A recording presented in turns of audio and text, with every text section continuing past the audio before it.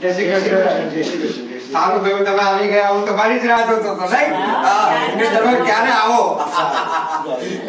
આપણે ભાઈ શું કરે? તમે મારા જમાઈથી પૂછ્યું છો? એટલે પૂછવાનું જમાઈથી પૂછવાનું. જમાઈને જ પૂછવાનું.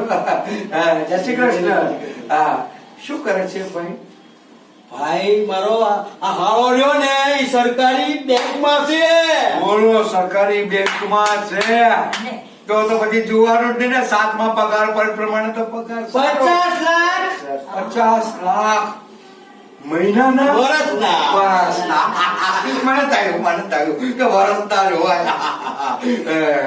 ગાડી ગાડી એટલે 4-5 ગાડીઓ મારી જોડે પડી છે. બોલો. આ ભાઈ હમણાં લીધી, ઓડી લીધી. એક તો હારમોડા છે, સ્કોર્પિયો છે, BMW છે, અને ઓલી સફારી આવી ઈ લીધી, અને છેલ્લે આવી ઓડી. હા, ઓળી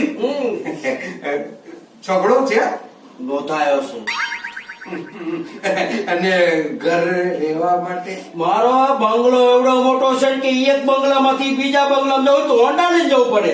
બોલો, એક બંગલામાંથી બીજા બંગલામાં જવા માટે બાઇક લેવું પડે. વાહ. અને ફાર્મ જેવું કે 7 એકરનું ફાર્મ છે. 7 એકરનું ફાર્મ તો અંદર ગમે તે થાય નહીં. બધું થાય પણ આનો લગ્ન કરાવવાના છે. લગન થશે. શું થયું?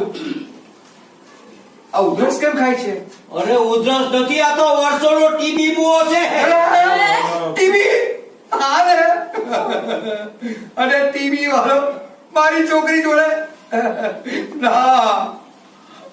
ગમ્યું લાઈક કરો, સબસ્ક્રાઇબ કરો. આઇકોન બેલ તમારું ભૂલશો નહીં. હંસા ફિલ્મ્સ. ધન્યવાદ. Love you.